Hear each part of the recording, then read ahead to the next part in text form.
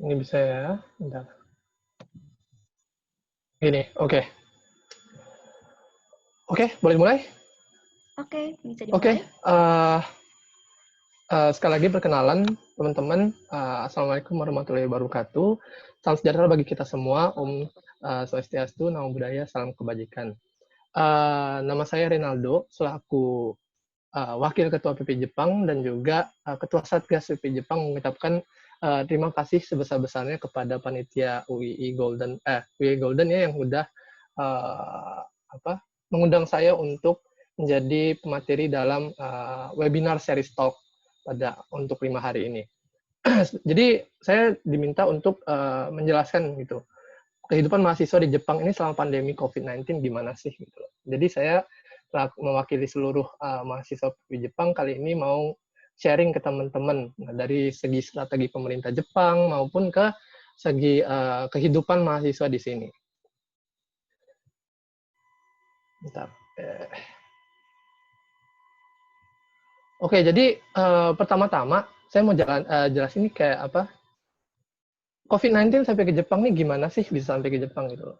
Jadi awalnya dari Wuhan, kan kalau teman-teman sudah tahu dari Wuhan itu ada yang namanya perayaan musim semi atau periode Chungyun. Nah itu tuh di Tiongkok sendiri pada periode itu banyak sekali, pada periode itu tuh ada liburan yang lumayan panjang, di mana orang-orang itu pada traveling semua ke luar negeri.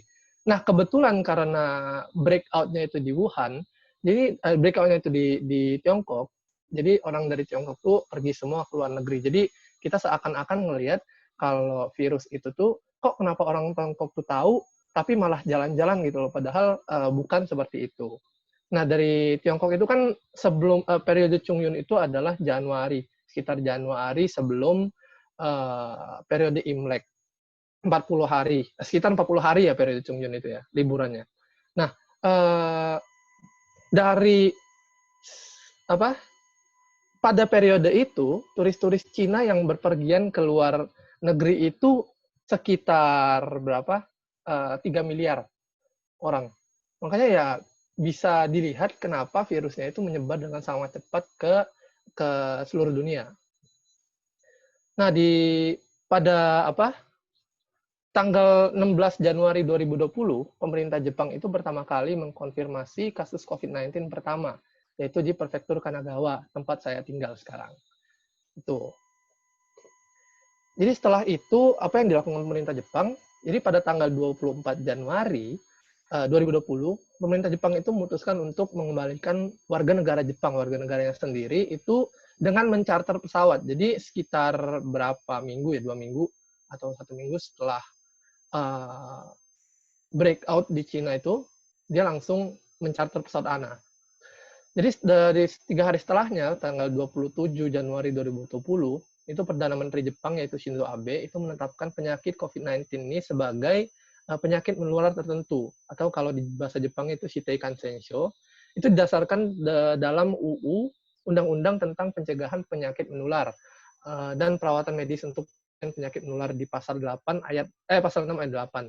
Nah, undang-undang itu sendiri pun bisa dilihat di link yang ada di Wana Ore. Nanti slide-nya saya bagikan setelah ini.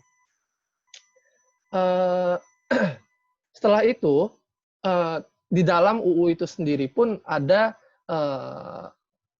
poin-poin tertentu. Nah, karena COVID-19 ini sudah ditetapkan sebagai penyakit menular tertentu, maka satu, tindakan karantina paksa atau rawat inap paksa itu bisa dilakukan oleh pemerintah.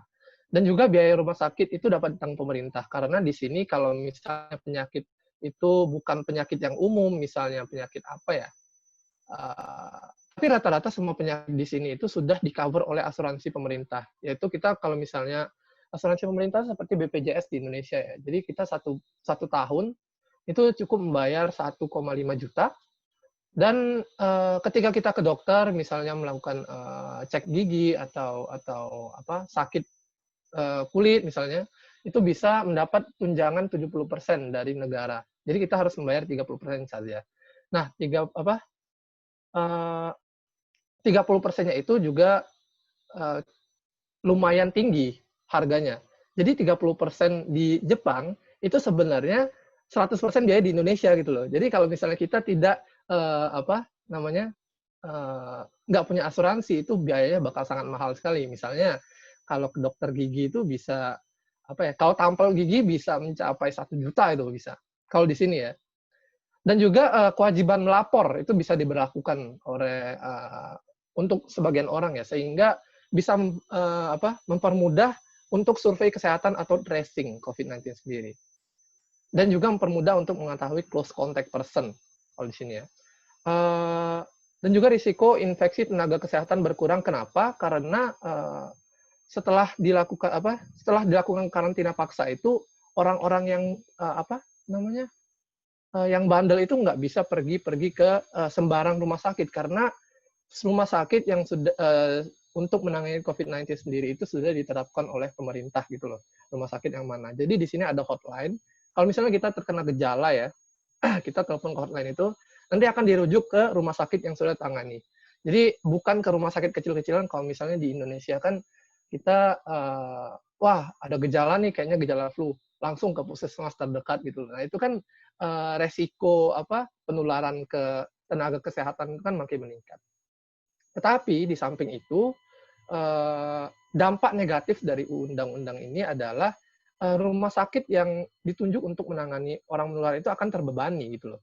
Nah, ketika rumah sakit kecil di sebelahnya yang tidak ditunjuk untuk menangani COVID itu kan otomatis tidak bekerja tuh, karena pasien COVID kan makin meningkat.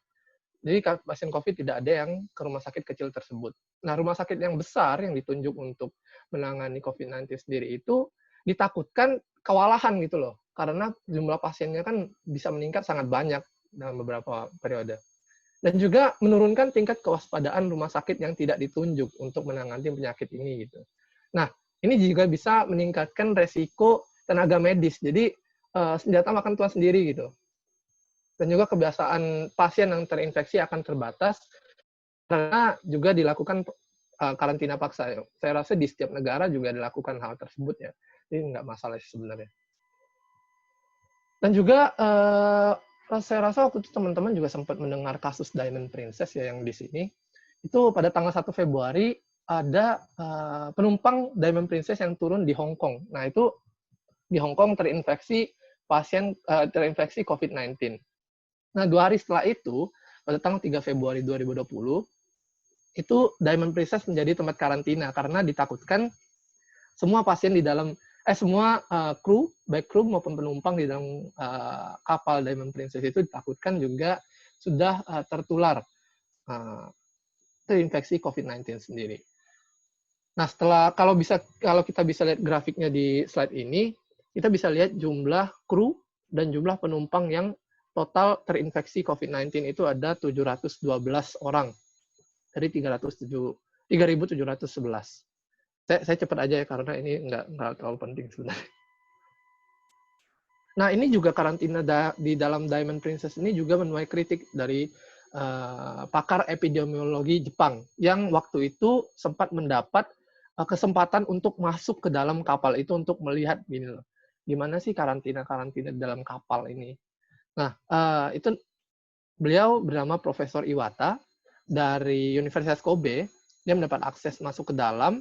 Nah, dia sendiri pun sangat takut gitu waktu saat itu, karena proses pemisahan orang yang tidak terinfeksi dan orang yang terinfeksi itu tuh agak membingungkan, karena tidak ada kayak daerah merah ataupun daerah hijau ataupun daerah kuning gitu loh. Jadi semuanya mencampur gitu.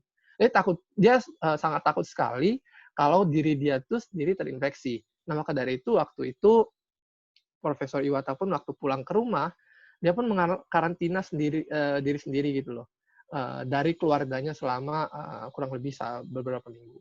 Nah, untuk video Profesor Iwata sendiri itu bisa diakses di link YouTube yang sudah saya beri kotak.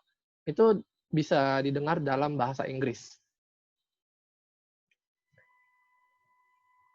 Nah, ini juga merupakan strategi pemerintah Jepang ya, yang pertama kali ketika itu kayaknya 1 bulan setelah terkonfirmasi COVID, bukan, 2 minggu atau 1 minggu setelah terkonfirmasi COVID-19 di Jepang, itu pemerintah Jepang itu minta kepada seluruh SD, SMP, SMA, dan SLB ya, untuk diliburkan gitu loh. Jadi diliburkan sampai libur musim semi, yaitu sampai kalau nggak salah awal April. Itu karena libur musim semi kan ada 2 minggu, harusnya dari pertengahan Mei, nggak, pertengahan Maret sampai awal April. Tapi karena lonjakan COVID-19 di Jepang, jadi diliburin langsung dari tanggal 27 Februari, diliburin langsung 1 bulan gitu loh. Jadi yang dari 1 sampai 2 minggu, jadi 1 bulan lebih. Nah, dan juga mungkin teman-teman juga sudah mendengar ya kabar kalau Olimpiade musim panas di Tokyo itu terpaksa diundur sampai tahun depan gitu loh. Sampai ke 23 Juli 2021. Nah, itu harusnya sebenarnya tanggal 7 April. Enggak. Sebenarnya, oh bukan, itu yang lain. Jadi sebenarnya harusnya saat Juli tahun ini itu sudah diadakan Olimpiade sama Paralimpiade, tetapi ditiadakan. Jadi pemerintah Jepang mengalami kerugian yang lumayan besar ya, nanti saya terangkan juga. Dan juga ditiadakan event seperti Hanami. Jadi di sini ketika musim sakura sekitar akhir Mei sampai awal April, kalau tidak salah ya, atau April sampai Mei. Oh ya, April akhir sampai Mei kalau tidak salah. Nah, itu ada event sakura. Jadi melihat bunga sakura itu tuh sangat menjadi tradisi orang Jepang gitu loh. Jadi piknik di bawah pohon sakura dan minum-minum sake. Itu kan banyak sekali orangnya bisa mencapai berapa belas ribu di dalam satu taman gitu loh. Jadi banyak banget. Dan event-event besar itu ditiadakan gitu loh karena takutnya terciptanya klaster baru di dalam daerah tersebut. Nah, kerugian pemerintah untuk mengundur Olimpiade Tokyo ini sekitar 6 miliar US dollar. Itu kalau mengundur. Nah, kalau misalnya sampai tahun depan COVID-19 belum reda, itu ditakutkan akan di-cancel. Nah, kerugian ekonomi Jepang kalau misalnya Olimpiade itu di-cancel, itu sekitar 550 miliar US dollar. Itu bisa dibayangkan berapa banyak uang yang ekonomi Jepang yang terbebani gitu loh. Dan jadi dan juga pemerintah Jepang menerapkan sistem telework, yaitu work from home. Kalau WFH ya kalau di Indonesia, itu pada tanggal 21 Februari, Kemenkesnya Jepang itu minta perusahaan-perusahaan dan pegawainya untuk misalnya mengambil cuti dan tidak keluar rumah kalau misalnya ada gejala flu. Dan juga lebih khususnya lagi, kalau misalnya beberapa perusahaan itu menyediakan tempat untuk istirahat, tempat sendiri gitu loh. Jadi kalau misalnya kita ada gejala flu, gejala demam, itu disediakan tempat sendiri untuk mengurung diri biar tidak menularkan ke orang lain. Karena budaya kerja di Jepang ini lumayan dahsyat ya kalau dilihat. Karena orang Jepang sendiri pun lebih ingin hasil kerjanya itu dilihat daripada menjaga kesehatannya sendiri gitu.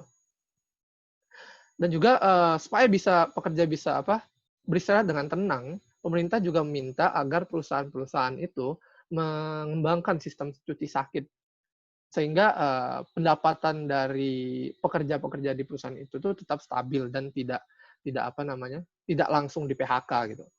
Dan juga pemerintah Jepang meminta perusahaan untuk bekerja sama, mengambil inisiatif untuk mempromosikan WFH sehingga dapat mengurangi jam dari perjalanan yang kalau misalnya teman-teman kayaknya pernah lihat atau saya belum pernah lihat, saya kurang tahu. Tapi kalau di Jepang itu pagi-pagi jam 8 itu di kereta-kereta itu tuh sangat sumpek gitu. Pernah nggak sih lihat kereta ntar orangnya banyak banget terus didorong-dorong? Pernah ya? Itu takutnya dari situ bakal menyebar semua gitu loh. Jadi berapa puluh persen ya? Kalau nggak salah mayoritas dari perusahaan di Tokyo itu sudah menerapkan sistem WFH dari sini. Jadi kereta-kereta di Tokyo pun sebenarnya masih cukup padat, cuma yang nggak sepadat dulu yang bisa sampai didorong-dorong gitu. Nah, dan juga ini yang paling efisien menurut saya yaitu penerapan sistem darurat atau Kinkyujita Senden. Tetapi bukan lockdown ya, karena pemerintah Jepang sendiri tidak memiliki undang-undang untuk menerapkan sistem lockdown sendiri seperti negara-negara misalnya Amerika atau Cina dan lain-lain. Nah, pengumuman ini pertamanya itu pada tanggal 7 April 2020 untuk 7 prefektur dari total 47 prefektur di Jepang. 7 prefektur ini paling padat penduduknya soalnya. Yaitu prefekturnya adalah Saitama, Chiba, Tokyo, Kanagawa tempat saya, Osaka, Hyogo, dan Fukuoka. Ini memang penduduknya paling padat di 7 prefektur itu. Nah, karena Jepang juga akan masuki libur panjang pada saat itu, pada bulan April ya. Nah, makanya pada tanggal 16 April itu ditetapkan status darurat untuk semua prefektur di Jepang. Nah, penerapan status darurat ini sendiri itu sebenarnya ada tidak ada paksaan sebenarnya untuk semua orang, tetapi ada beberapa paksaan juga yang mungkin semua orang tidak melakukan gitu ya.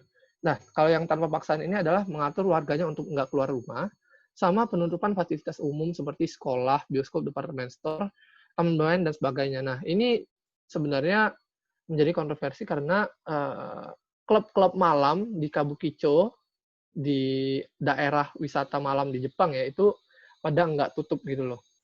Karena dikatakan bangkrut kan. Nah, di situ takutnya juga menjadi klaster penyebaran COVID-19 sendiri. Nanti saya juga akan terangkan juga mengenai Tokyo Alert di slide-slide selanjutnya. Nah, ini kalau misalnya dengan paksaan itu adalah nomor satu, menjual obat-obatan dan bahan makanan. Jadi tidak ada lagi reseller-reseller yang menjual masker dengan harga fantastis, itu udah nggak ada. Walaupun waktu itu sebelumnya ada. Sebelumnya ada, satu kotak masker isi 50 itu sekitar berapa ribu, 5.000 yen itu sekitar 600.000, itu ada sempat. Cuma setelah penerapan status ini, reseller itu pada hilang semua karena memang pemerintah Jepang itu bisa memenjarakan gitu loh, reseller-reseller yang menjual dengan harga tinggi. Dan juga pelarangan pemakaian tanah yang juga yang akan digunakan untuk pembangunan rumah sakit sementara, yang rumah sakit kecil-kecil itu, untuk menangani korban COVID ya. Nah, ini mungkin yang sangat ditunggu-tunggu oleh masyarakat Jepang, yaitu pembagian bantuan langsung tunai atau BLT. Nah, pemerintah Jepang ini rencananya akan membagikan BLT itu ke setiap warganya, termasuk bayi dan juga orang asing. Nah, orang asing ini sebenarnya ada syaratnya, yaitu tinggal minimal kalau nggak salah 3 bulan. Ya. Yang terkena dampak ekonomi akibat wabah COVID-19 sendiri. Nah, sebenarnya ada syarat juga untuk harus terekam di history ini ya. Kyongdaicho itu apa sih? Kayak history ini loh, kependudukan. Jadi harus terekam di kependudukan itu dari tanggal berapa April gitu, saya lupa. Tapi mayoritas orang pasti dapat, 90-an% orang itu bakal dapat bantuan ini. Turis nggak dapat ya. Nah, ini juga akan diterima oleh seluruh rakyat Jepang itu dengan nilai 100.000 yen, atau kalau di kurs itu sekitar 12,8 juta untuk kalau kurs kemarin. Nah, dan juga untuk merealisasikan sistem ini, pemerintah Jepang itu mempunyai anggaran sekitar 12,8 triliun yen, atau sekitar 1.645 triliun rupiah. Nah, total anggaran untuk COVID-19 ini bukan anggaran untuk 100.000 yen ya. Kalau anggaran untuk 100.000 yen itu, coba saya tandain, itu di bagian ini 100.000 yen. Bisa kelihatan nggak saudara? Ini bagian 100.000 yen. Nah, ini adalah anggaran untuk medis, tenaga medis. Ini tenaga medis. Nah, ini jumlahnya. Jumlahnya yaitu 25,6 triliun yen, atau 3.332 triliun rupiah. Nah, ini yang tadi saya mau terangkan tentang Tokyo Alert ya. Mungkin kalau teman-teman sudah pernah ke Tokyo, ada yang pernah ke Tokyo atau mungkin ada yang belum. Jadi mungkin tahu kalau ada nggak ya beritanya di Indonesia tentang Tokyo Alert. Saya kurang tahu ya. Cuma di Tokyo, pemerintah Tokyo itu mengeluarkan peringatan kepada seluruh warganya itu untuk mewaspadai adanya second wave. Karena kemarin ketika tanggal 25 Mei 2020, sistem darurat di Jepang itu sudah dicabut, yang saya bilang tadi, yang untuk semua prefektur itu sudah dicabut. Nah, jadi ditakutkan dari semua prefektur itu kembali lagi kerja di Tokyo, dan di Tokyo terjadi infeksi baru gitu. Nah, ditakutkan ini menjadi second wave. Nah, kemarin juga kalau misalnya teman-teman lihat di sini, itu ada sedikit lonjakan ya dari yang sudah menurun, terjadi lonjakan sedikit di daerah sini. Nah, maka dari itu, pemerintah ini untuk pasien di Tokyo ya. Jadi maka dari itu Tokyo itu menerapkan mengeluarkan pengeringatan dalam bentuk merubah warna Golden Gate, merubah warna Rainbow Bridge di Tokyo, dan juga gedung pemerintahannya sendiri itu dirubah menjadi disorot warnanya menjadi warna merah. Itu untuk memperingatkan warga-warganya kalau misalnya Tokyo itu masih dalam keadaan bahaya gitu loh.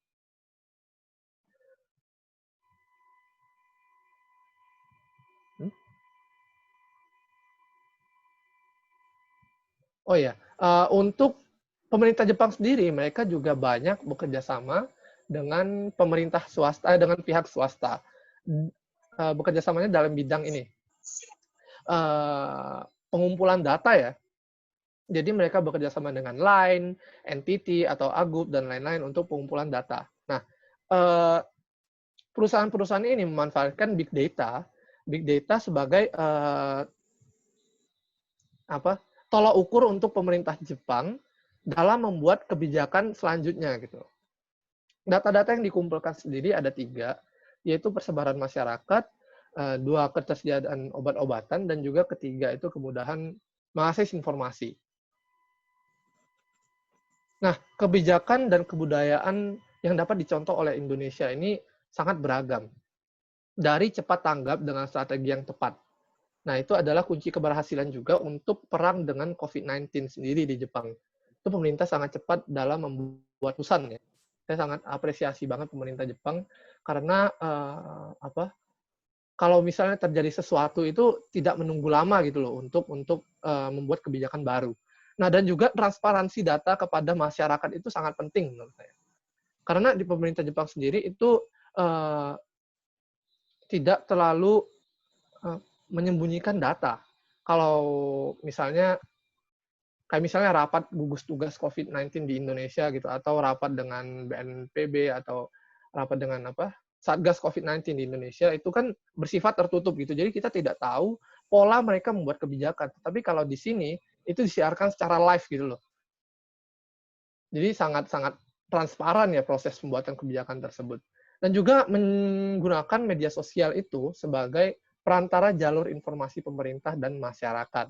Karena media sosial ini kan paling banyak dibuka sama masyarakat Jepang ya, seperti Line itu. Kalau kita mungkin melihat berita itu dari Line Today. Kalau di sini pemerintah Jepang bekerja sama dengan Line untuk misalnya melakukan survei terhadap warga-warganya sendiri. Itu bagus banget. Ini yang paling saya senang, yaitu penyaluran informasi melalui satu pintu. Atau hanya melalui Perdana Menteri gitu loh. Jadi, kalau saya lihat di Indonesia itu, informasi itu ada banyak tempat nyalurnya. Jadi, entah dari presiden, besok dari gubernur, nanti besok lagi dari siapa itu namanya? Saya lupa. Terus dari BNPB, terus dari Kemenkes. Jadi masyarakat itu bingung mau percaya informasi yang mana sih gitu. Nah, tapi dari Jepang ini mereka itu gubernur-gubernurnya rapat online gitu loh. Jadi rapat online bahas kebijakan. Jadi tidak ada yang daerah sini nanti mengumumkan A, nanti daerah sini mengumumkan B, itu udah nggak ada lagi. Nah, juga penggunaan teknologi big data untuk menganalisa pergerakan masyarakat ya. Itu nanti diterapkan di kota-kota besar misalnya Tokyo. Itu mereka menyiapkan satu yang untuk mengumpulkan sinyal dari handphone masyarakat, dan juga nanti dianalisa datanya persebaran masyarakat untuk sekarang tuh bagaimana gitu. Jadi pemerintah Jepang ke depannya bisa menerapkan kebijakan yang lebih baik, misalnya daerah-daerah ditutup atau memperbanyak keamanan di daerah tersebut gitu loh. Dan juga media massa bekerja sama juga untuk menghilangkan berita negatif atau menumpas hoax-hoax ya. Saya waktu itu juga pernah baca berita Indonesia, media Indonesia juga kurang lebih menerapkan sistem yang sama, yaitu menumpas hoax. Seperti kalau misalnya teman-teman lihat detik.com atau kompas.com itu pasti ada berita hoax atau enggak, ataupun Line Today itu banyak sekali. Nah, ini yang paling penting mungkin dalam di Jepang sendiri itu ada budaya-budaya yang sudah diajarkan sejak kecil gitu loh.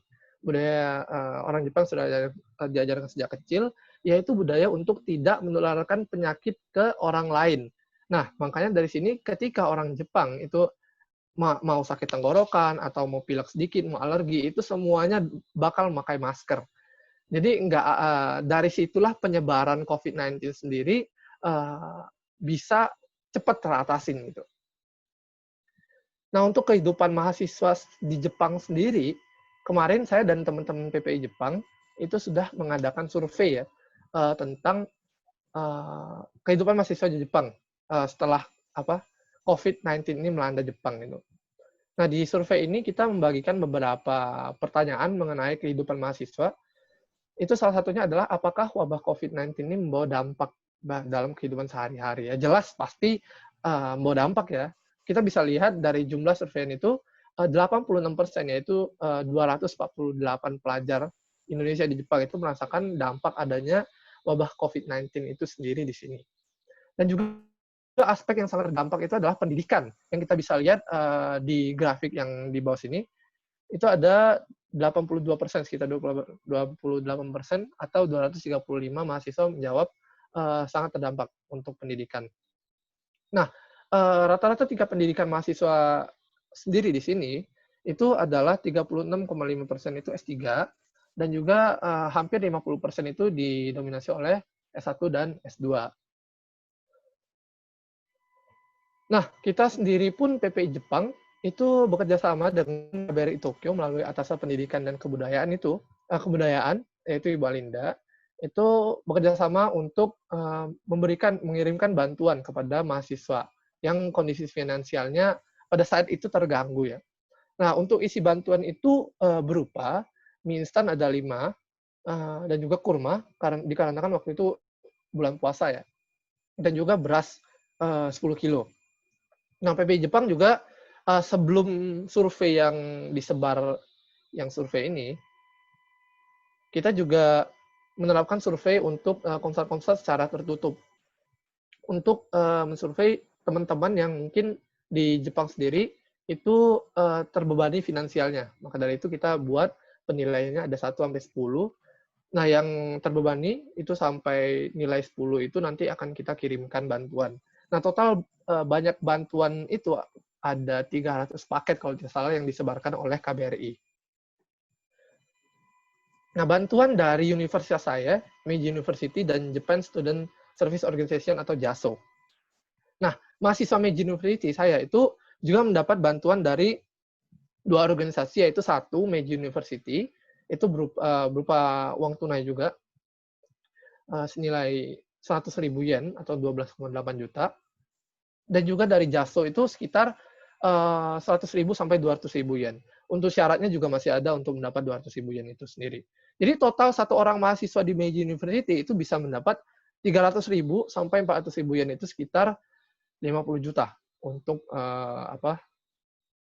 tahun ini. Dan juga ketika menerima uang tersebut itu kita tidak diperlukan untuk menandatangani kontrak gitu loh. Jadi tidak ada kewajiban untuk mengembalikan uang tersebut. Nah, perlu dicatat juga di universitas saya tidak ada potongan biaya untuk SPP tahun ini ya. Nah, tetapi mungkin kemungkinan ada universitas lain yang menerapkan sistem berbeda karena universitas saya kan swasta, makanya mungkin tidak ada penurunan biaya SPP gitu. Kalau misalnya negeri mungkin ada, saya juga kurang tahu. Nah, di universitas di sini sendiri itu juga menerapkan kelas online, mungkin sama dengan di Indonesia juga. Itu menggunakan Zoom, Google Hangouts maupun Cisco WebEx. Nah, dan juga ada setelah Kinkyū Jitai Senden atau situasi darurat di sini sudah dicabut oleh pemerintah Jepang sekitar minggu lalu, itu beberapa universitas sudah dibuka, tetapi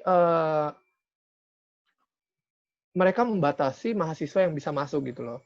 Contohnya mahasiswa yang mungkin sedang penelitian tentang COVID-19 atau mahasiswa yang mungkin penelitiannya terganggu atau mahasiswa S2 yang mungkin tesisnya terhambat sekali gitu, itu boleh masuk. Termasuk saya, mahasiswa tahun keempat yang risetnya sekarang lumayan terganggu ya. Itu diperbolehkan masuk atas izin dari dosen di lingkungan universitas. Dan meja-meja dan kantin sendiri. Nah, kalau misalnya teman-teman bisa lihat ini adalah foto yang teman saya kemarin fotokan di universitasnya. Itu kantinnya diperlakukan kayak warnet gitu. Jadi diberi sekat-sekat supaya penyebaran COVID-19 itu bisa teratasi di lingkungan kampus sendiri. Nah, dan juga dari hasil survei kemarin, kita bisa melihat kalau banyak sekali teman-teman yang bilang kalau eksperimennya itu tidak jalan di sini.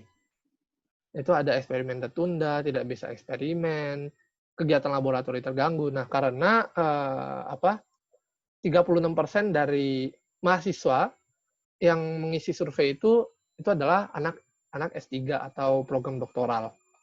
Bisa dilihat. Dan juga untuk apa ini?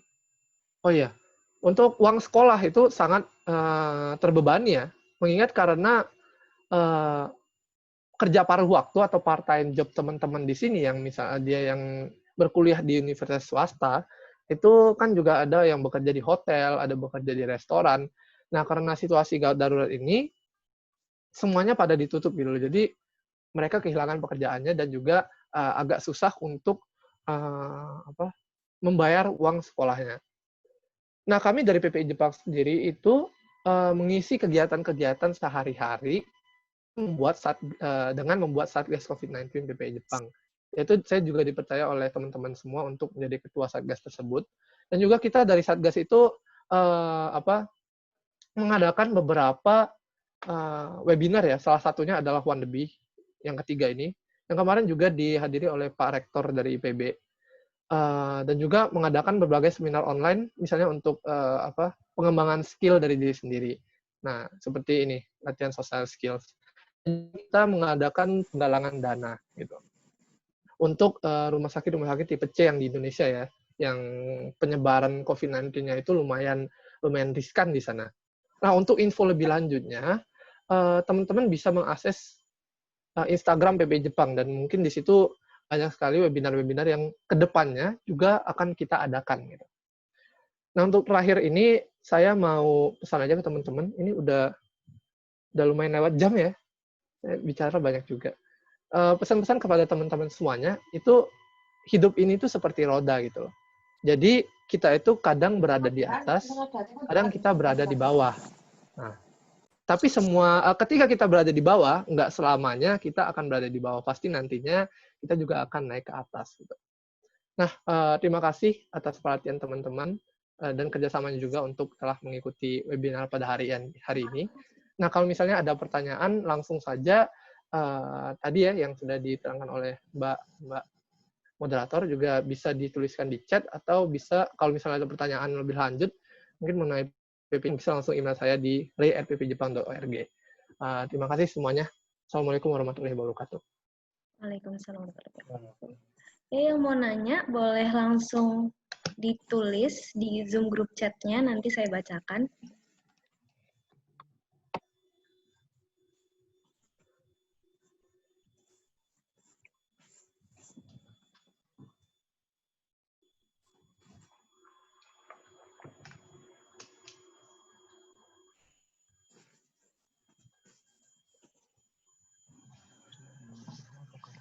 Ini udah mulai panas nih di sini. Udah mulai musim panas, makanya muka saya merah semua. Udah pakai AC. Oh iya. Itu kalau musim panas di sana sampai berapa suhunya, Kak? Suhunya setiap tahun itu pokoknya lebih panas dari Indonesia deh. Panas jauh. Sekitar kadang-kadang bisa sampai 40. 40. Makanya kadang teman-teman saya di sini itu kayak sering ngomong, loh di Indonesia kan juga panas gitu loh. Ya, kita sih nggak sepanas itu Bambang gitu, pengen ngomong gitu kan, cuma kan nggak enak. Jadi ya ngomong aja kayak, oh Indonesia nggak panas lah gitu. Jepang panasnya kayak kalau neraka bocor gitu lah. Tapi panas Oh banget ya serius Kak, di sini. ini udah ada pertanyaan dari Tika. Apakah di Jepang ada kebijakan PSBB? PSBB kan, kebijakan PSBB itu kan ini ya, diwajibkan ya untuk semua orang ya. Kalau di sini itu hanya berupa imbauan gitu loh. Jadi kita tidak diwajibkan untuk menjalankan PSBB tersebut. Kalau di Indonesia kan, wah nggak pakai masker harus didenda gitu. Atau misalnya keluar-keluar itu cuma boleh boleh kalau misalnya untuk kerja ataupun untuk beli-beli bahan pokok gitu ya sehari-hari. Kalau di sini ya kamu mau keluar jalan-jalan, mau keluar ke kafe, it's okay gitu. Tetapi beda banget ya budaya orang Indonesia dan orang Jepang, kita bisa lihat. Orang Jepang ini ketika pemerintah sudah bilang A, itu pasti bakal diturutin. Walaupun ada beberapa pihak-pihak yang masih bandel gitu. Nah, cuma mayoritas orang Jepang ini sangat nurut kepada pemerintah gitu. Udah keluar kebijakan apa, pasti dijalanin gitu semuanya. Oke. Terus Kak, ada pertanyaan lagi. Mahasiswa yang dari luar Jepang, apakah dapat bantuan dari pemerintah Jepang di luar bantuan dari universitas? Dan cara apa yang paling efektif untuk memerangi COVID menurut perspektif Kak Renaldo? Mahasiswa luar, maksudnya yang exchange student itu? Iya, mungkin begitu ya. Yang exchange student kalau misalnya dia 6 bulan atau 1 tahun itu kan memiliki izin tinggal yang panjang gitu ya, bukan izin tinggal sebagai wisatawan di Jepang, itu pasti dapat.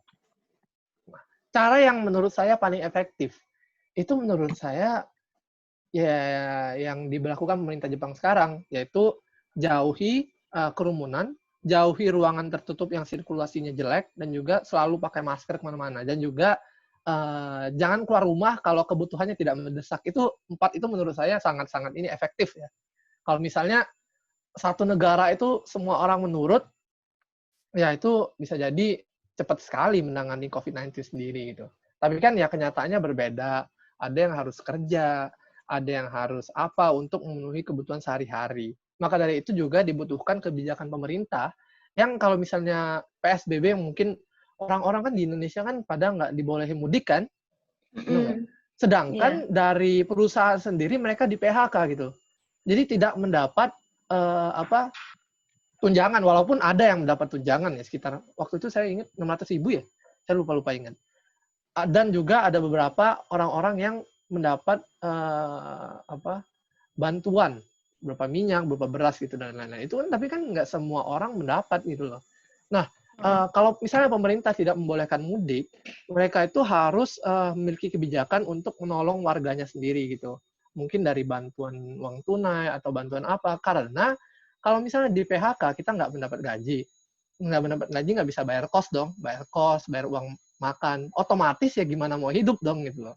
Makanya orang-orang itu menurut saya bukan nakal untuk mudik, ya tapi terpaksa untuk mudik gitu. Iya. Itu menurut saya sih.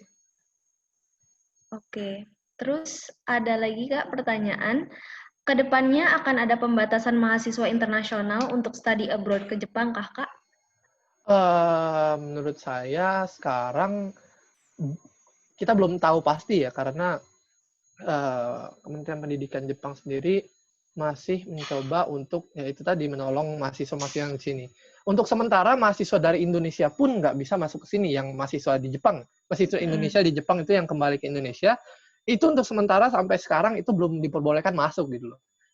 Jadi sampai untuk kedepannya saya kurang tahu, tetapi mungkin pembatasan itu mungkin ada, mungkin untuk tahun depan atau 2 tahun ke depan. Cuma kalau untuk selamanya itu rasanya nggak bakal dibatasi deh.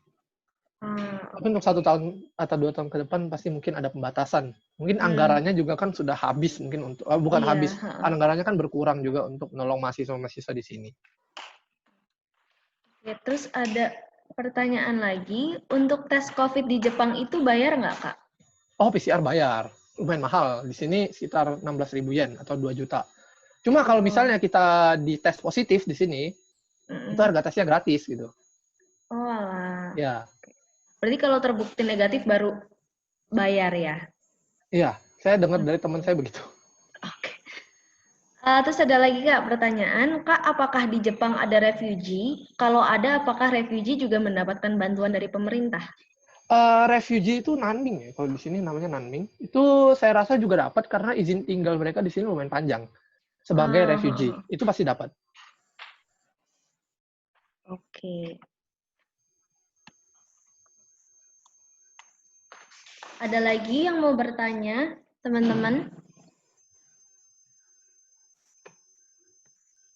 Mungkin kalau mau tanya tentang beasiswa juga saya bisa beri sedikit insight sih untuk teman-teman. Mau bertanya tentang beasiswa? Oh ini Kak, ada Kak. Bagaimana cara mendapatkan akses untuk membeli masker atau hand sanitizer dan apakah ada batasan untuk membelinya? Oh, pasti ada. Untuk mendapat akses itu kita bisa ke apotek terdekat atau ke supermarket. Tapi kalau di sekarang supermarket itu masker-masker pada habis ya. Tetapi hand sanitizer masih ada. Tapi masker-masker lumayan habis. Cuma kalau misalnya kita pergi ke toko lain itu banyak yang sudah menjual masker dengan harga normal sekarang. Untuk batasannya saya rasa waktu itu saya lihat per keluarga, per orang yang beli itu dibatasin 1 buah ya. 1 bungkus masker itu sekitar isinya ada 3 atau 4. Itu dibatasin 1 orang 1.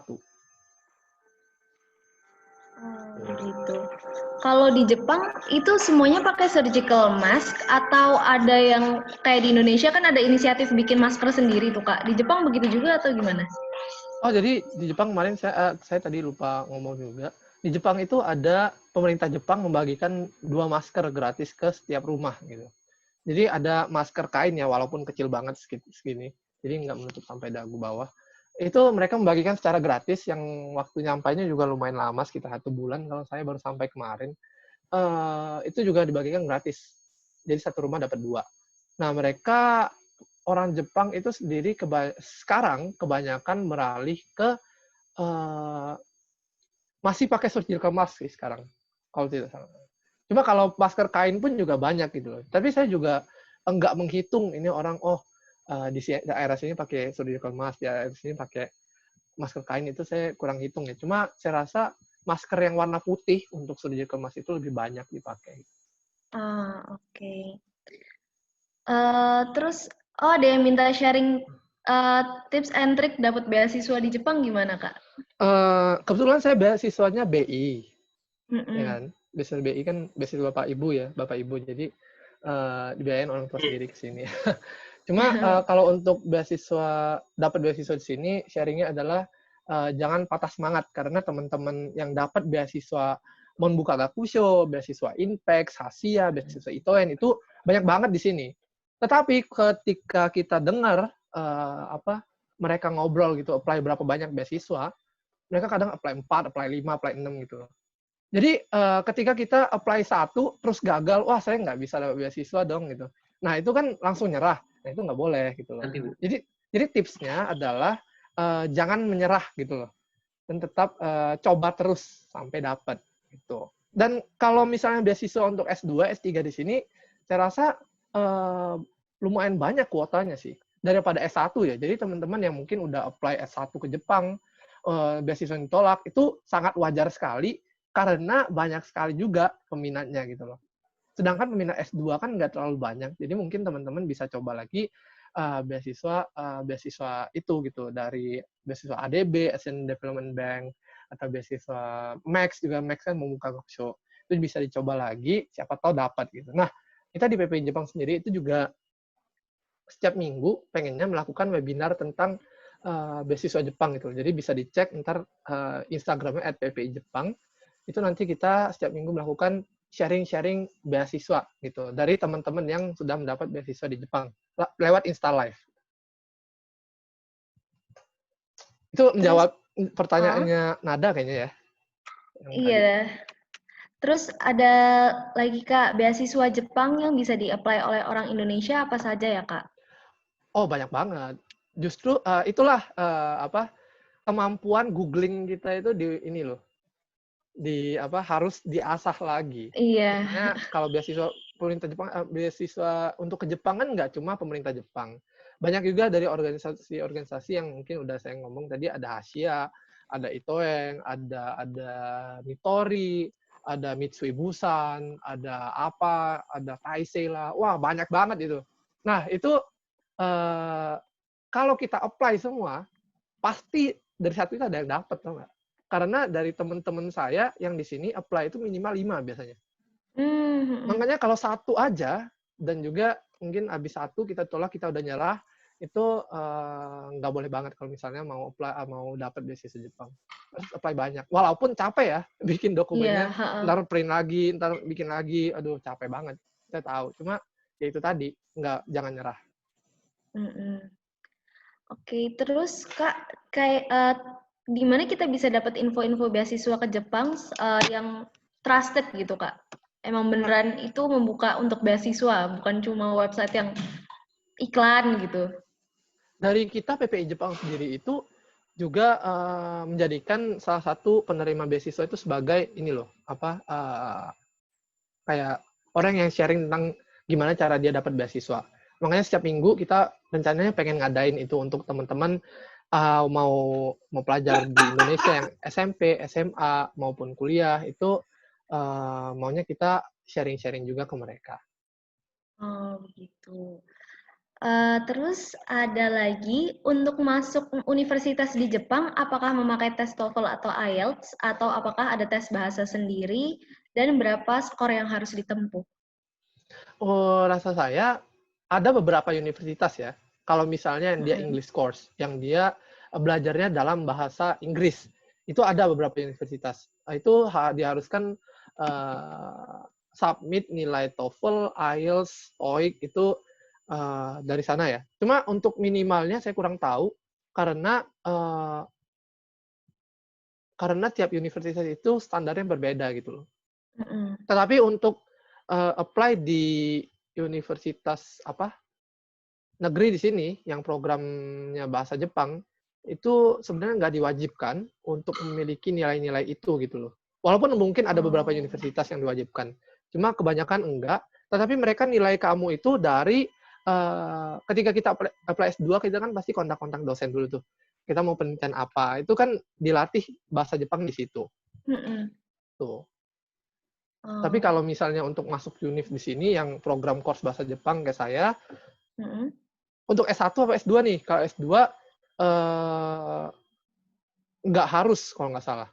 Cuma kalau S1 itu kita harus apply namanya IJU, itu Entrance Exam for Japanese University kalau nggak salah. Itu ada IJU dan di dalam ujian itu tuh juga ada subjek bahasa Jepang gitu. Oh, gitu. Dulu kakak sebelum ke Jepang udah bisa bahasa Jepang duluan atau masih Oh belum enggak bisa? dong. Jadi saya waktu itu sekolah dulu bahasa Jepang dari tahun 2015. Saya kan lulus 2015 SMA. Sekolah 1 tahun 9 bulan. Itu di Osaka waktu itu. Saya sekolah di situ belajar bahasa Jepang dari hiragana, katakana, yang alfabet-alfabetnya itu yang kecacing gitu. Itu belajar dari situ 1 tahun 9 bulan. Belajar juga cara interview, belajar juga cara nulis CV, dan sebagainya. Nah, dari situ ntar kita tes IJU yang tadi saya bilang. Kayak SBMPTN lah. Tahu kan? Tapi untuk warga asing di sini, untuk yang mau enter the Japanese University di Jepang. Nah, setelah itu nanti kita submit. Kalau universitas saya ya, kita submit. Ntar kalau lolos dipanggil interview. Kalau lolos lagi baru bisa masuk gitu. Tapi setiap universitas rasa saya sistemnya berbeda. Jadi harus benar-benar ini kemampuan mau ngebaca itu loh. Itu yang ini harus ditingkatkan lagi.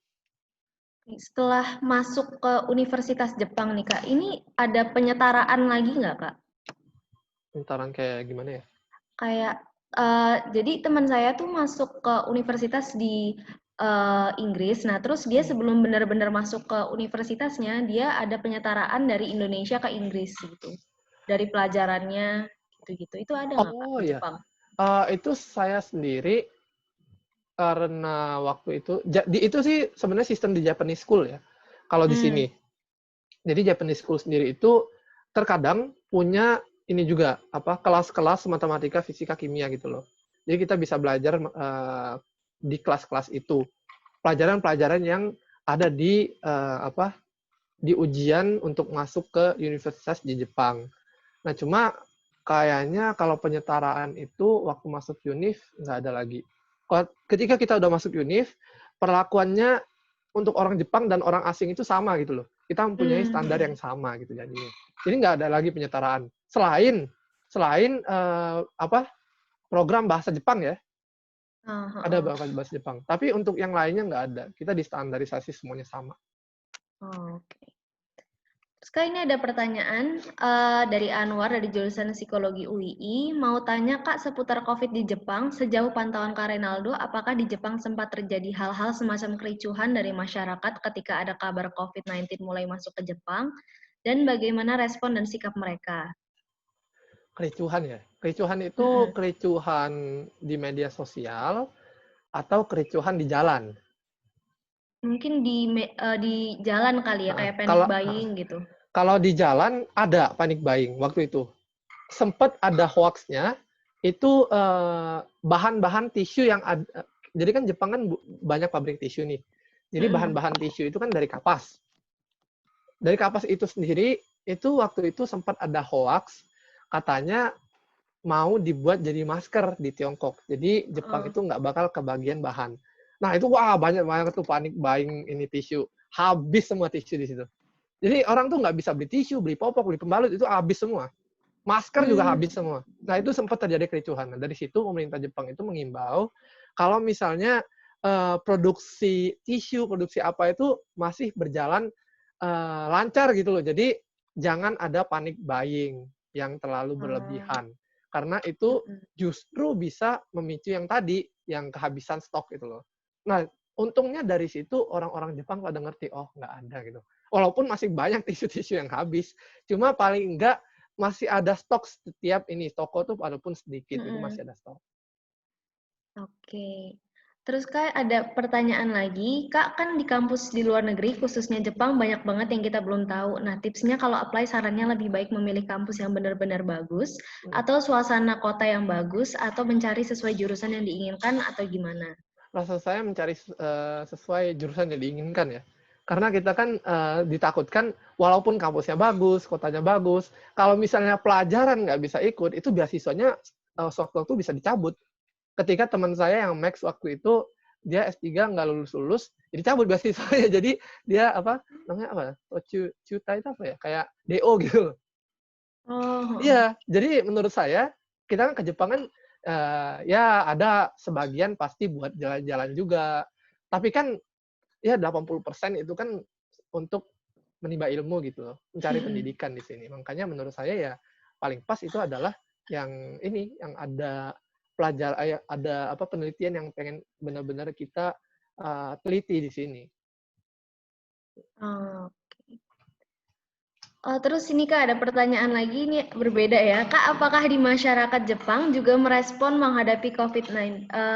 Di Jepang menghadapi COVID-19, apa yang mungkin bisa dicontoh di Indonesia, Kak? Waktu itu ada nih sempet demo di Shibuya kemarin-kemarin. Barusan, kalau nggak salah bulan Juni atau bulan Mei akhir ya. Itu sempat ada demo-demo, kebanyakan yang partisipasi orang asing sih. Karena banyak orang asing di sini yang didiskriminasi oleh polisi Jepang maupun pemerintah Jepang gitu loh. Jadi mereka mendemo. Cuma kalau nggak salah demonya nggak terlalu barbar ya, nggak ada apa namanya yang menghancur-hancurin bus stop itu nggak ada, kayak Mm-mm. grafiti-grafin kota itu nggak ada. Jadi Hmm. nggak ada vandalism di sini.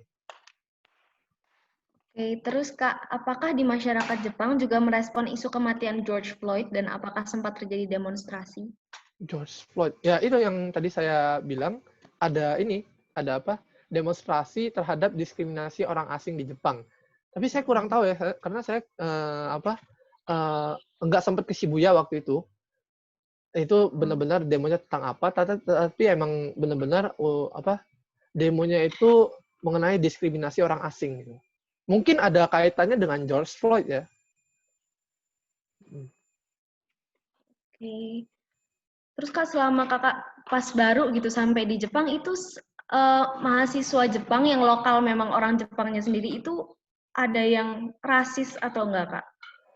Rasis kalau di sini sih selama kita baik sama mereka, selama kita Mm-mm. membaur, itu rasanya nggak ada deh. Karena ya juga apa warna kulit saya juga hampir sama dengan mereka gitu. Jadi Mm-mm. ya mereka biasa aja ke saya. Cuma kalau untuk teman-teman saya yang kulit hitam itu kan ada juga di kampus itu beberapa bilang kayak kalau jalan selalu diliatin, atau kalau apa masuk convenience store kadang ada yang apa kayak pelakuannya nggak seneng gitu loh. Ada beberapa. Cuma ya nggak terlalu sering sih menurut saya ya kalau di sini. Gitu. Terus Kak, ini ada pertanyaan lagi. Karena hari ini Hari Lingkungan Hidup Sedunia, jadi saya mau tanya, maaf agak keluar topik, bagaimana masyarakat Jepang membentuk budaya hidup bersih, cinta lingkungan, tidak ada sampah, apa strategi mereka, apa motivasi mereka, kenapa orang Indo malah cuek urusan seperti itu? Terima kasih. Oke, ini berhubungan dengan Jepang sehabis perang. Mereka melakukan apa waktu itu? Habis Perang Dunia Kedua, tahu nggak? Mbak Adisa tahu nggak? Jepang, Perdana Menteri Jepang waktu itu bilang apa setelah mereka habis perang? Bukan Perdana Menteri, ding, kayaknya raja deh, kaisarnya. Apa ya? Pernah dengar kan? Kalau di sejarah. Kayaknya pernah dulu, lupa tapi. Jadi Jepang itu ketika habis mereka kalah perang, kaisarnya langsung nanya, berapa jumlah guru Oh iya di ya. kota ini gitu loh. Jadi mereka itu dari sana ketika udah tahu kalau perang, oh kita harus lebih mengedukasi masyarakat gitu loh, biar nggak ketinggalan dengan negara lain. Nah dari edukasi itu, dari sistem yang dibentuk, kedisiplinan sejak SD itu sangat menentukan dia ketika dewasa. Nah dari SD dia udah diajarin bersih cuci tangan, dia udah diajarin baris-baris, udah diajarin kayak harus saling bantu, dan juga peran orang tua di sini juga sangat penting gitu loh. Di Jepang sendiri untuk mendisiplinkan anak. Walaupun ada sedikit orang yang mungkin jadi ya preman nakal, tapi ketika mereka jadi preman pun mereka juga tahu gitu loh manner-mannernya. Tuh. Kalau Indonesia malah cuek urusan seperti itu, saya rasa dari segi edukasinya ya masih banyak orang-orang yang mungkin belum teredukasi gitu loh, belum berpendidikan. Gitu. Dari yang mungkin misalnya kita lihat tentang COVID-19. Apa sih COVID-19 gitu? Saya juga sehat-sehat aja. Itu kan apa watak orang yang kurang berpendidikan gitu. Makanya dari situ, dari pendidikan sejak masa kecil. Nah, itu sangat penting menurut saya. Oh iya sih, benar. Terus menurut Kakak semisal nih Kak, kan di Indonesia sendiri katanya akan diterapkan new normal gitu. Menurut Kakak, mending langsung orang-orang tuh begitu selesai PSBB tuh langsung keluar seperti biasa lagi, atau tetap menerapkan protokol pemerintah social distancing dan segala macamnya itu? Kalau di Jepang sendiri gimana Kak? Pasti ya harus menerapkan protokol dong. Kalau enggak, kan new normal di sini itu mungkin salah pembuatan kalimatnya. New normal itu tuh soalnya kayak kehidupan kita menjadi normal kembali gitu loh. Padahal itu kan bukan. Padahal new normal di sini maksudnya adalah bagaimana kita bisa beradaptasi terhadap kenormalan yang dengan kondisi yang baru ya. Mungkin misalnya ya tadi sekolah online ataupun tetap memakai masker kemana-mana itu. Tadi pertanyaan apa? Sorry. Harus menerapkan apa enggak ya? Menurut Maksudnya saya tetap harus mengikuti protokol pemerintah gitu loh. Karena di sini kan pemerintah itu sebenarnya udah tahu, kebijakan apa yang sebenarnya harus ditetapkan gitu loh. Walaupun kita mungkin melihat pemerintah, wah ini kebijakannya kok kayaknya bertentangan banget dengan memberantas COVID-19 sendiri. Cuma kalau dari yang saya lihat, mungkin pemerintah itu kan dari banyak kementerian itu kan banyak tuh orang-orang pintar yang sudah mungkin kuliah ke luar negeri. Mereka juga banyak ahli-ahli yang diajak untuk membuat kebijakan gitu. Nah dari situ kita bisa tahu gitu, pemerintah ini jadi udah mungkin membuat kebijakan tuh ada background-nya gitu. Walaupun kita sendiri nggak tahu gitu kan, karena sifat transparansinya tertutup gitu loh kalau untuk membuat kebijakan. Tapi dari situ mungkin yang bisa kita lakukan adalah bukan malah kayak keluar senang-senang sendiri kayak nggak pakai masker, nggak menerapkan protokol-protokol tersebut. Melainkan kita harus mendorong support pemerintah untuk menangani COVID-19 sendiri. Gitu. Dari dalam diri masing-masing gitu loh. Kita harus tahu, kita keluar orang tuh kita takutnya jadi OTG nih gitu. Kalau di Jepang sendiri juga ini ada apa? Guru saya pernah bilang waktu itu, kalau di sini ini kita walaupun nggak punya gejala, tetap berpikir kalau kita itu OTG. dari situ kita kan punya, oh saya takutnya OTG nih, saya nggak mau nularin dong ke orang lain, tetap pakai masker, Mm-mm. tetap jaga jarak gitu. Benar-benar. Oke, ini teman-teman ada yang mau ditanyakan lagi? Oh, ini ada. Kak, PPI itu apakah seperti asosiasi untuk semua mahasiswa Indonesia yang ada di Jepang dan kontribusi apa saja yang sudah diberikan PPI selama pandemik? Uh, jadi PPI Jepang ini singkatannya Persatuan Pelajar Indonesia di Jepang. Jadi kayak BEM ya, kalau di Indonesia. Kalau BEM kan di Oh, universitas itu satu. Kalau mm-mm, di Jepang ini untuk semua mahasiswa di sini. Nah, mm-mm. untuk apa, kontribusi itu, kita ada kontribusi ke ini, yang tadi untuk mengedukasi masyarakat tentang COVID-19, ada juga edukasi untuk, apa, oh kita sebenarnya setiap tahun juga mengadakan ini, simposium sains gitu loh. Untuk tahun ini kita mengadakan, ini contohnya ya, untuk tahun ini kita mengadakan simposium sains tentang, kesehatan mental mahasiswa di Jepang. Nah, dari itu kita mengajak beberapa profesional dan juga dari kementerian, mungkin dari mana, untuk mengkaji bersama gitu. Dari situ kita nanti bisa membuat rekomendasi ke pemerintah. Dari sana kita bisa berkontribusi juga untuk kesejahteraan mahasiswa Indonesia di Jepang. Nah, seperti contoh yang tadi juga saya udah ngobrolin tentang ini ya, pembagian sharing beasiswa-beasiswa di Jepang itu, kita juga maunya teman-teman, oh itu banyak sekali ya info kayak pertanyaan-pertanyaan masuk ke email kita atau ke Instagram kita itu menanyakan tentang hal yang sama, yaitu beasiswa Jepang gitu loh. Padahal itu sangat gampang dicari di Google. Nah, kita kedepannya juga yang tadi sudah saya bilang itu per minggu mau membuat namanya program Oshaberi, yaitu apa namanya kayak sharing tentang beasiswa dari penerima beasiswa itu. Nah, setiap malam atau setiap sore itu jamnya kadang berubah sesuai dengan narasumber juga. Itu diadakan setiap seminggu sekali. Terus seminggu sekali. Oke. Terus ini dari teman-teman ada lagi yang mau ditanyakan? Oh iya ada. Kak, kalau di Indonesia kan diberitakan tentang penemuan senyawa-senyawa untuk membuat vaksin. Nah, bagaimana di Jepang, Kak? Sejauh mana penelitian di Jepang untuk pembuatan vaksin COVID-19? Kebetulan anggota dari Satgas COVID-19 sendiri kan ada researcher epidemiologi ya. Hmm. Nah, mereka ini juga kayak masih bingung gitu loh. Untuk membuat vaksin ini soalnya nggak ada beritanya di sini penemuan senyawa tersebut gitu loh. Ditakutkan hoax lagi. Cuma kan kita belum tahu nih. Nanti ya kita hanya bisa menunggu papernya. Karena yang kalau udah ditemukan vaksin tersebut, kita kan harus lihat nih, oh papernya benar apa enggak, yang nulis benar apa enggak. Itu kan harus dilihat oleh seluruh dunia. Kalau misalnya udah ditemukan nih di Indonesia senyawa yang bisa iniin untuk membuat vaksin. Nah, itu kan pasti bakal diteliti nih oleh seluruh dunia dan bakal mungkin beritanya digembar-gemborkan, wah Indonesia udah ketemu vaksin. Taunya sampai sekarang masih belum. Nah, ditakutkan ini juga hoax lagi gitu loh. Jadi kita ya sabar aja menunggu. Jangan kita ini percaya wah bakal ada vaksin, ya udah kita bakal keluar terus aja, toh nanti ada vaksin dekat-dekat lagi. Nah, itu jangan gitu. Oke, jadi tetap harus hati-hati ya. Oh, ada lagi. Buat ini Kak, buat nyoba ngambil beasiswa S2, bisa nggak Kak kalau baru lulus terus langsung lanjut? Apa sebaiknya kerja dulu untuk nyari pengalaman? Ada yang teman saya yang kerja dulu beberapa tahun dan ambil S2. Ada yang langsung ambil S2. Ya itu tergantung tadi dapat beasiswa apa enggak gitu. Tergantung tadi kalau misalnya ya dia apply langsung dapat, ya dia bisa langsung lanjut. Cuma kalau misalnya dia kerja dulu terus dia apply baru dapat lagi, ya dia bisa berhenti kerja bentar terus lanjut kuliah. Itu tergantung masing-masing sebenarnya.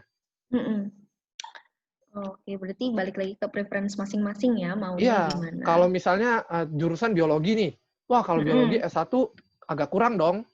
Soalnya biologi S1 kan penelitiannya masih kayak biasa-biasa aja gitu loh. Kalau misalnya kita langsung S2, nah kita kan bisa lebih mendalam. Mungkin pulang-pulangnya bisa kerja di ya Kemenkes atau mana itu. Jadi ya mungkin dari situ bisa langsung lanjut S2. Lebih Iya. enaknya. Cuma kalau untuk yang pekerjaan yang lain, misalnya kalau misalnya kamu sarjana ekonomi, terus pengen lanjut kuliah S2 di sini. Cuma kan kita masih belum tahu gitu loh mau apa, lanjut S2 nanti tesnya tentang apa. Mungkin ada beberapa yang udah tahu. Tapi kalau misalnya ekonomi, kalau yang saya pikirkan enakan mungkin kerja dulu, coba pengalaman di perusahaan, kerja ekonomi kayak apa sih, nanti juga akhirnya bisa tahu S2 tuh mau belajar tentang apa lagi gitu. Iya. Oke, baik. Oke, ada yang nanya lagi. Kak, kira-kira faktor dasar apa yang harus dipenuhi untuk apply beasiswa? Faktor dasar itu kayaknya dari nilai ya, dari GPA, terus dari alasan-alasan kenapa pengen dapat beasiswa itu. Saya rasa faktor dasar itu tiap organisasi beasiswa beda-beda ya. Cuma saya rasa mereka ngelihat kita tuh mau dapat beasiswa itu gara-gara apa sih? Misalnya nih kita menempatkan posisi di mereka sebagai penyedia beasiswa. Nah, kita misalnya mau rekrut orang nih untuk jadi yang mendapat beasiswa kita gitu loh. Standar-standar apa aja yang harus kita terapkan gitu untuk menyaring orang tersebut. Biar uang yang kita habiskan itu nggak sia-sia. Jadi ya standar-standar itu ya balik ke diri kita sendiri lagi. Kita harus mikir jadi penyedia beasiswa tersebut, apakah kita pantas untuk mendapat beasiswanya gitu. Oke. Oh, ada lagi yang nanya, Kak, apakah di Jepang masyarakat yang berusia di bawah 45 tahun boleh bekerja dan apakah ada perubahan keadaan sosial ekonomi di Jepang? Di bawah 45 tahun rasanya boleh deh. Di atas 45 tahun juga boleh. Dan apakah perubahan sosial ekonomi di Jepang? Perubahannya adalah kalau secara sosial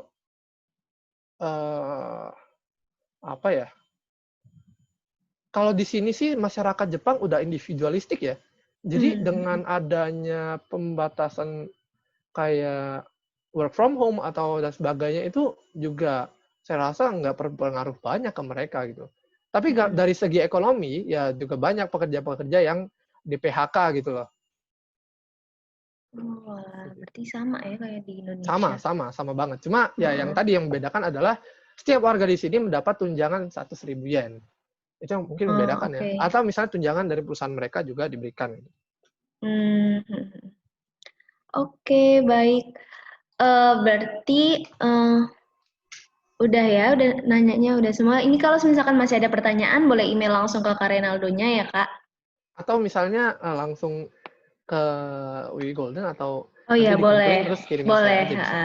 Nanti boleh desain ke UI Golden, terus nanti kami kumpulkan dan kasih ke Kak Renaldo untuk Iya. dijawab ya. Atau kalau lewat Oke. email ya boleh aja sih sebenarnya, terserah. Oke, terserah mana aja. Nah, oke, berarti makasih ya Kak. Ini Makasih sharingnya juga. bermanfaat banget. Oke, semoga sehat selalu dan selalu dalam keadaan baik Kakak. Iya. Thank you semuanya. Iya Kak, sama-sama.